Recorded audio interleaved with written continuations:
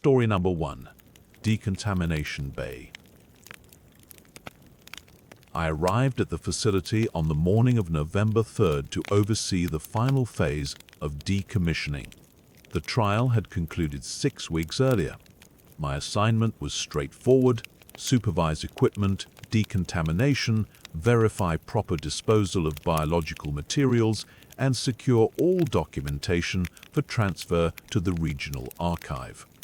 I had conducted similar shutdowns at 4 other sites that year. The building sat 3 miles from the nearest county road, surrounded by lodgepole pine and open grazing land. The pharmaceutical company had leased it for 18 months to conduct Phase 2 trials of a sedative compound intended for treatment-resistant insomnia. 16 subjects had participated. All had been discharged and compensated according to standard protocol. I met the decontamination crew at 9:15 in the morning. We completed the exterior inspection and began interior walkthroughs at 9:45.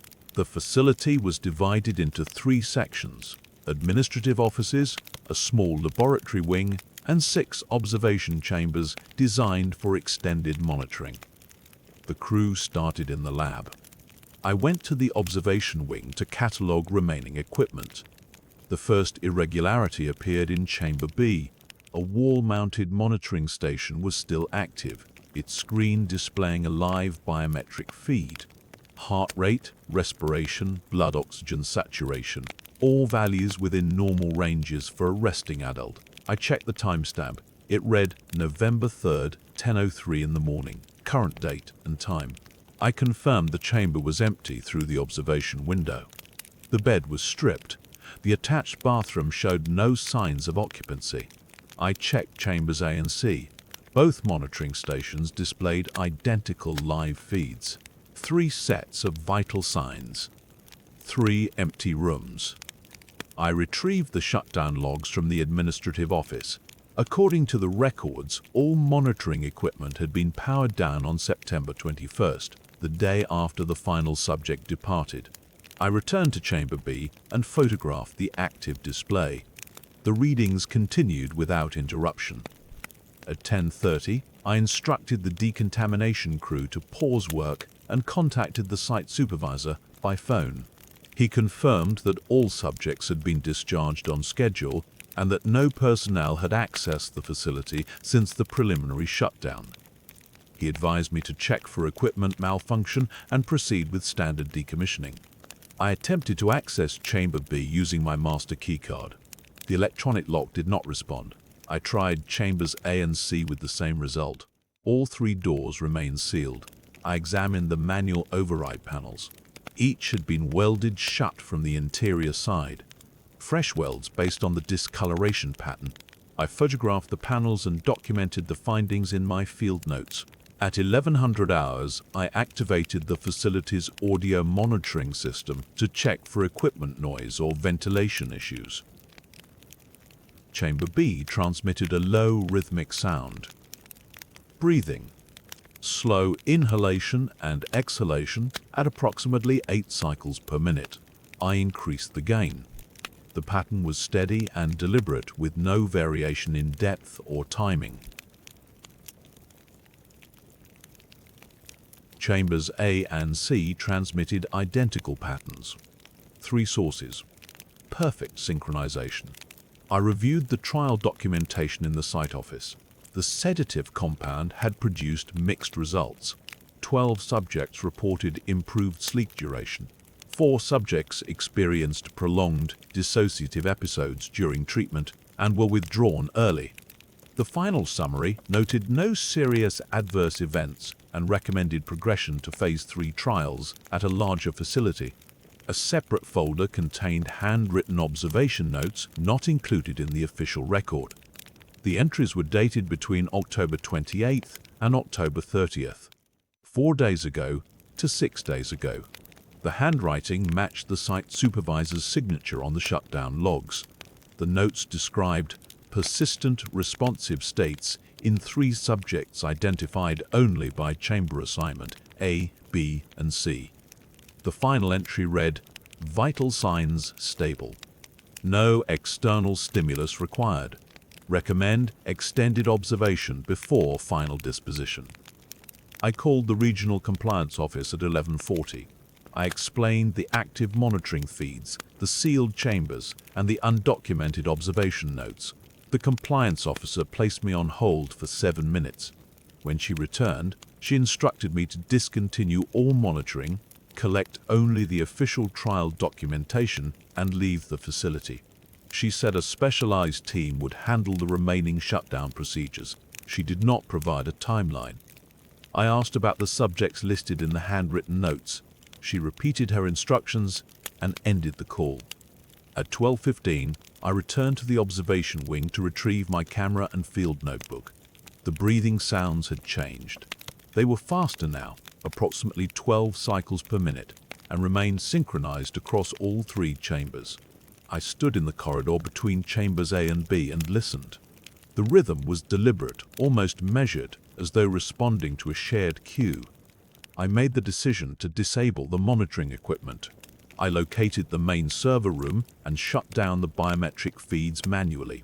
I disconnected the audio system and removed the hard drives containing the last 90 days of recorded data. I placed the drives in my vehicle. Before leaving, I sealed the observation wing using the emergency lockdown function. The system engaged steel shutters over all windows and disabled electronic access to the corridor. The breathing sounds were no longer audible from the administrative section. I delivered the official trial documentation to the regional archive that evening. I did not mention the hard drives. I submitted my field report the following morning, noting equipment malfunction and recommending facility review before final decommissioning. On November 7th, I received notice that the facility had been reclassified as an environmental remediation site due to potential chemical contamination. All personnel were barred from access pending EPA clearance.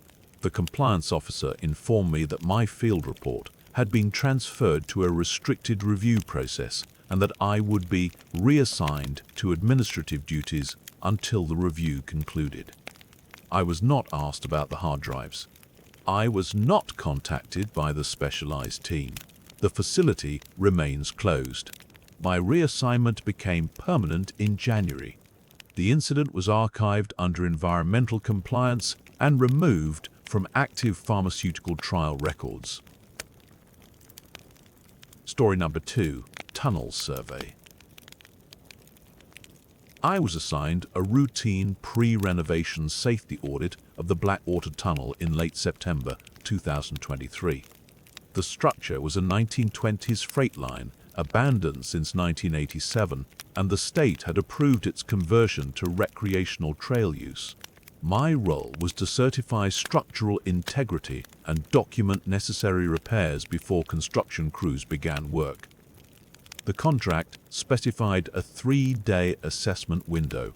I entered the tunnel at 7:30 on the first morning with standard equipment, laser rangefinder, moisture meter, crack gauge, helmet-mounted camera, and radio contact with a 2-person surface team. The initial survey documented expected deterioration. Water seepage had damaged approximately 15% of the masonry lining. I noted cracked mortar joints, minor roof spalling, and evidence of bat colonies in the ventilation shafts. Everything aligned with 70 years of neglect and seasonal freeze-thaw cycles. At approximately 800 meters depth, my laser rangefinder began returning inconsistent measurements. I was documenting a section of wall when the device indicated the opposite wall was 1,100 meters distant. The blueprint specifications listed total tunnel width as 8.2 meters. I recalibrated the equipment and tested it against known distances. The rangefinder functioned correctly on all control measurements. I proceeded forward, taking readings every 10 meters. The measurements stabilized at 820 meters depth, but by then I had reached what should have been a solid wall according to the survey maps. Instead, the tunnel continued. The extension used identical construction methods, the same brick pattern and arch profile, but no expansion was documented in any historical record I had reviewed. I had examined the original engineering drawings, 3 separate state archives, and the railway company's bankruptcy filing records. None mentioned additional construction. I radioed the service team to report the discrepancy. My radio produced static across all channels. I checked the battery and antenna connection. The equipment showed full functionality, but I could not establish contact. I marked the threshold with reflective tape and continued forward to assess the extension's length. The air temperature dropped noticeably within 20 meters. My thermometer recorded a decrease of 11 degrees Fahrenheit, despite no change in ventilation or external conditions. The extension ran straight for approximately 200 meters. At regular intervals, I found side alcoves cut into the walls. Each alcove contained rusted railway tools, sledgehammers, spike mauls, lanterns, and personal effects. I documented a tin cup, a tobacco pouch, and a folded newspaper dated March 9, 1934. This was 12 years after the tunnel's official completion in 1922. The alcoves appeared to have been used as rest stations. I found wooden benches, some collapsed, and metal brackets that had likely held water containers. The tools showed uniform rust patterns suggesting simultaneous abandonment rather than gradual disuse. I photographed each alcove and logged the GPS coordinates, though my receiver showed error messages when attempting to record position data within the extension. At the terminus, approximately 240 meters beyond the threshold, I found a sealed maintenance chamber. The steel door was intact but unlocked. Inside was a space roughly 4 meters square, containing 7 lunch pails arranged on a wooden table, a handwritten shift log, and a wall calendar. The lunch pails were intact, their contents desiccated but recognizable: bread, dried meat, and apple reduced to a brown core. The shift log was written in pencil on lined paper. The entries documented routine maintenance work from February 14th through February 19th, 1934. The final entry ended mid-sentence. Foreman says we go deeper tomorrow for the wall calendar was stopped on February 19th, 1934. I found no human remains, no signs of struggle or accident, and no explanation for why 7 workers would leave their lunches and tools in place. The chamber contained no other exits. I spent 40 minutes documenting the chamber and extension. When I returned to the marked threshold, my radio immediately regained contact with the surface team. They reported I had been out of contact for 42 minutes and asked if I had experienced equipment failure. I confirmed equipment malfunction and continued the survey of the documented tunnel section. That evening, I reviewed my helmet camera footage. The recording showed continuous documentation of the main tunnel, but contained no footage from the extension. The timestamp showed a 40-minute gap corresponding to my time beyond the threshold, but the video showed only static during that period.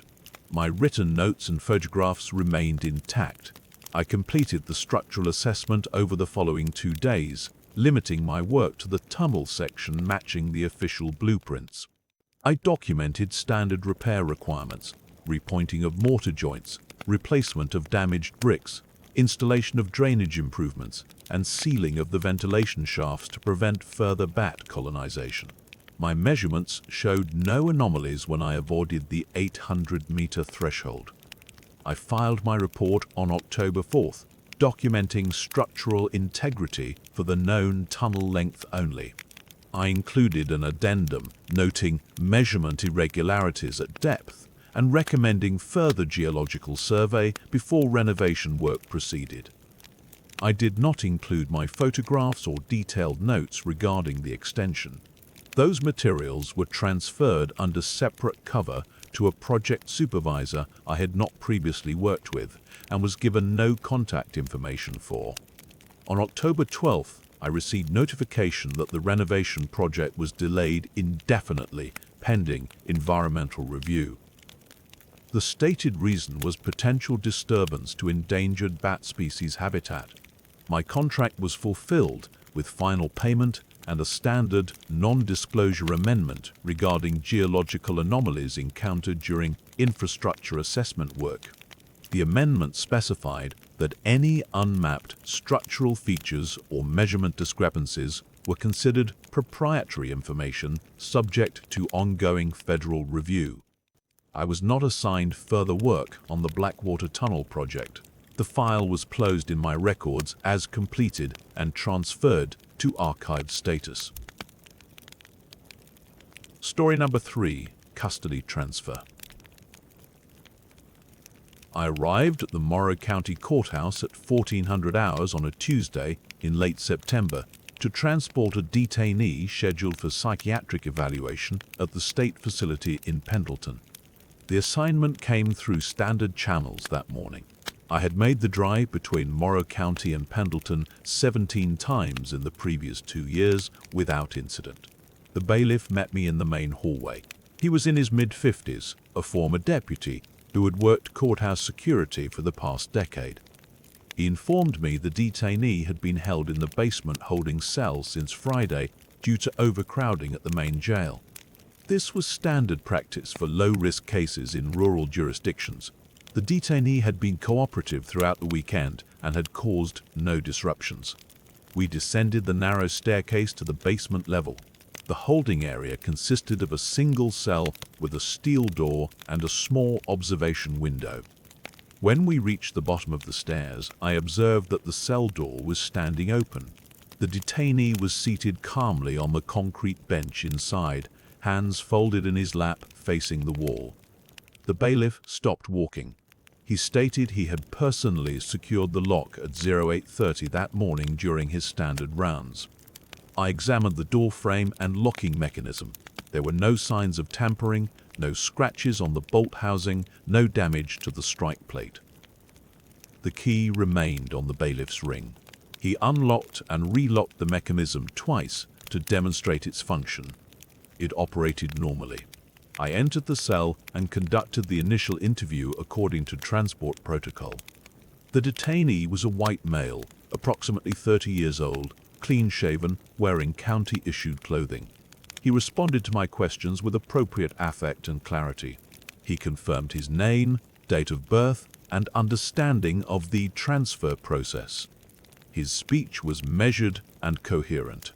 During the interview, he interrupted twice to ask if I could see the man in the corner. I asked him to clarify which corner. He gestured toward the space behind me, near the door frame. I turned and observed nothing. He nodded slowly and said that was all right, that sometimes the man was difficult to see depending on the light. I completed the intake checklist and prepared the detainee for transport. The bailiff provided the transfer paperwork in a sealed envelope.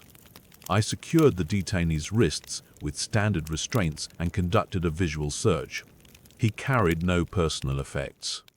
We proceeded up the staircase without difficulty. As we exited through the courthouse's front entrance, the detainee stopped on the top step. I instructed him to continue walking. He remained motionless and stated we could not leave because he was still inside and he had not finished counting. I asked him to clarify who he meant. He said the man from the corner was still in the basement and that we needed to wait until he finished. I repeated the instruction to proceed to the vehicle. The detainee did not respond. His eyes remained open and fixed on the courthouse door. I checked his pulse at the wrist. It was 72 beats per minute. His breathing appeared normal and unlabored. I attempted to guide him forward by the arm. His body was rigid. He did not resist, but he did not yield. I radioed my supervisor to report a medical episode during transport. While waiting for further instruction, I maintained visual contact with the detainee and monitored his condition. He did not blink. He did not shift his weight. The rigidity persisted for 7 minutes. At 14:23, the detainee resumed normal movement without transition. He turned toward me and asked if we were ready to go. I asked if he was experiencing pain or discomfort. He said he was fine and apologized for the delay. We walked to my vehicle, which was parked in the adjacent lot. I opened the rear door and assisted the detainee into the seat. As I closed the door, I glanced at the dashboard and observed the odometer reading. It displayed a value 43 miles higher than the reading I had noted upon arrival. I checked the engine. It was off. The parking brake was engaged. The keys were in my pocket. I had been away from the vehicle for less than 30 minutes. I started the engine and proceeded with the transport. The detainee remained quiet during the drive. Traffic was light. We arrived at the state facility in Pendleton at 15:41. I completed the standard intake paperwork and transferred custody to the receiving staff. In the official log, I noted brief medical episode during transfer. I made no mention of the cell door or the odometer. 3 days later, I received a call from the facility administrator. She informed me the detainee had been reclassified under a federal hold and transferred to an undisclosed location by personnel she could not identify. She stated the transfer had occurred within 6 hours of intake and that no records would be retained at the facility level. She thanked me for my professionalism and ended the call. That afternoon, my supervisor instructed me to surrender my trip log, body camera footage, and any notes related to the Morrow County transport. I complied. He informed me I was being reassigned to administrative duties for the remainder of the fiscal quarter. No explanation was provided. I did not request one. The incident was removed from my active caseload. I was instructed not to discuss the transport with colleagues or external parties. My reassignment concluded in December, and I returned to standard field duties without further comment. The case file was archived under a classification. I do not have clearance to access.